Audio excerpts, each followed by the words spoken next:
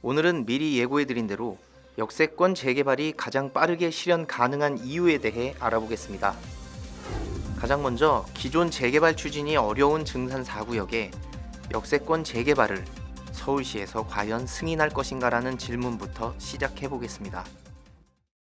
이방권자인 은평구청은 작년 12월 12일 주민설명회에서 이미 대안사업으로 역세권 공공임대주택 사업을 강력히 추천했었습니다.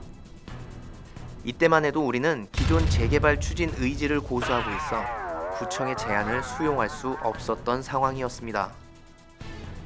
시간이 지나 올 6월 18일 사실상 일몰제 적용이 확정된 상황에서 서울시와 증산 4구역 주민들의 만남이 있었습니다.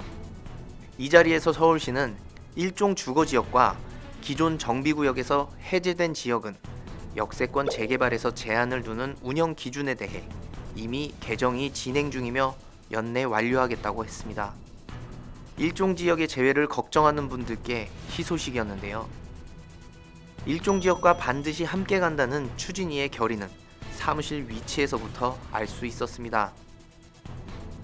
이러한 서울시의 의견은 매일경제와의 인터뷰 기사에도 잘 나타나 있습니다. 또한 1차 역세권 범위도 현재의 역승강장으로부터 250m에서 일정 수준 확대하는 것을 검토하고 있다고 확인시켜 주었습니다. 여기서 가벼운 궁금증 하나 해결하고 가겠습니다.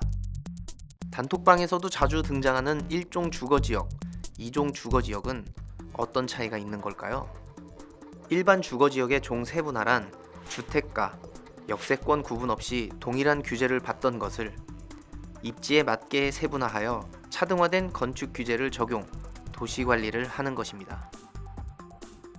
어려운 이야기 다 빼고 쉽게 이야기해서 일종 지역에는 높은 건물을 지을 수가 없습니다.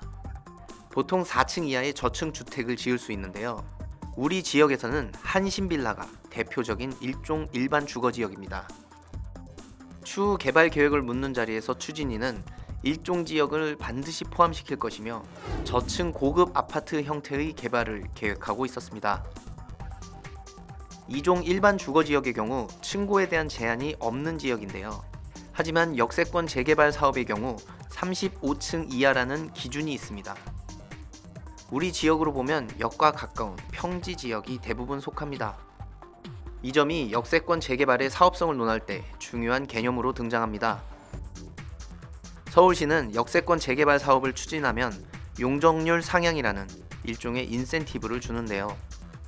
임대주택 비율이 높아 기존 추진하는 재개발에 비해 사업성이 떨어진다는 주장에 이 용적률 상향이 해답으로 작용할 것입니다. 구체적인 사업성 비교는 추후 영상에서 소개하겠습니다. 무엇보다 희소식인 건 지난 6월 27일 서울시가 연내에 5개 지역에 대해 역세권 시범지역을 선정하여 운영한다고 발표했습니다. 서울시의 역세권 재개발이 활기를 띠는 모양새인데요.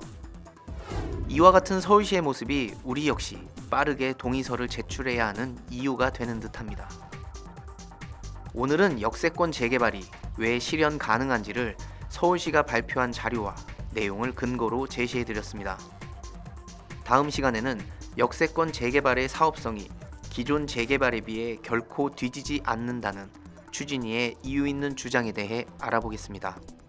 감사합니다.